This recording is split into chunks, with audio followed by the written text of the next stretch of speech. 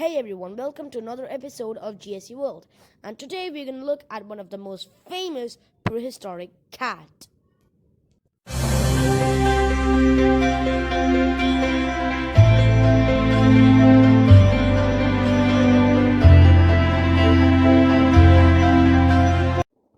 The Smilodon can be easily recognized because of its knife-like teeth, hence the name Smilodon, which means knife-like tooth. This creature was named by Peter Wilhelm Lund in 1842. This creature also lived throughout the Pleistocene towards the Holocene. These creatures are thought to be tigers, hence the name saber-toothed tigers, despite not even being related to the tigers, nor being in the same family, which we talked is Panthera in the cheetah video. These creatures are not related with the lions, tigers, jaguars, and leopards who belong to the Panthera family, nor are they related to cheetahs, which belong to the Acinonyx family, nor are they related to pumas, which live in their own family. These creatures actually belong to a family known as Machairodontidae. These creatures lived in North America, and when South America connected to North America from Asia and Antarctica, these creatures migrated south towards South America. Smilodons are big cats, and in this image you can see that Smilodon can reach near a person's shoulder. There are three types of Smilodon: Smilodon gracilis, Smilodon fatalis, and Smilodon populator, with Smilodon populator being at the least more than twice as heavy as a regular human. In this picture, you can see how big the Smilodon really is, with Smilodon populator on the left and the tiger on the right. Those really sharp teeth look really strong, but they really aren't. They are actually really fragile. Whichever way Smilodon hunted, they probably bit their prey in the neck, so that their prey suffocated and died.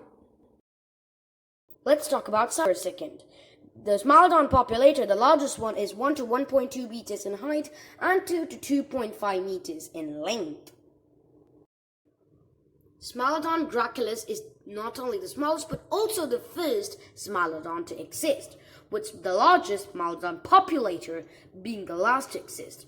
Smilodon gracilis existed about 500,000 years ago, and populator along with fatalis existed 10,000 years ago.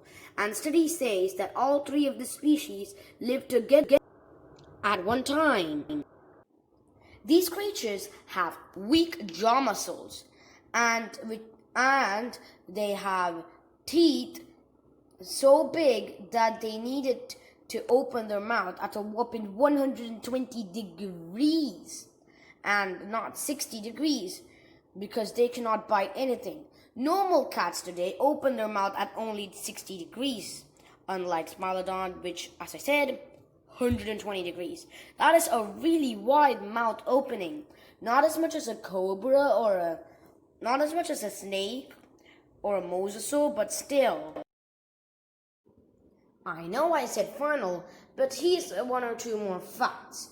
The Smilodon, or the smaller Smilodons, probably hunted by sneaking in the trees, and then when their prey came, they jumped on the back of their prey and bit it on the neck.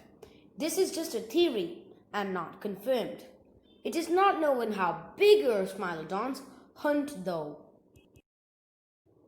Lastly, what I want to talk about is Nimravidae and related species. Nimravidae, or I'm going to talk about Nimravis here, is a species of mammalian carnivore. And although they look like cats, as you can see, they aren't really cats. They are actually not at all cats and aren't that closely related to them. So yeah, these aren't felidae. Now the reason why I include them is because some of them have saber tooth, despite not being a Smilodon. They are sometimes known as the false Smilodons / saber-toothed cat. Thanks for watching this video of EEA. If you want to see more videos, click there. And if you want to see an entire playlist of all my EEA videos, click here. And if you want to subscribe to me, click here. And definitely subscribe because my channel is awesome. Also, credits: Primeval Wiki Fandom, DK Find Out, Indiana Geological Survey, Indiana University Bloomington, TurboSquid, Pinterest, Dino.com, YouTube, and Prehistoric Fauna.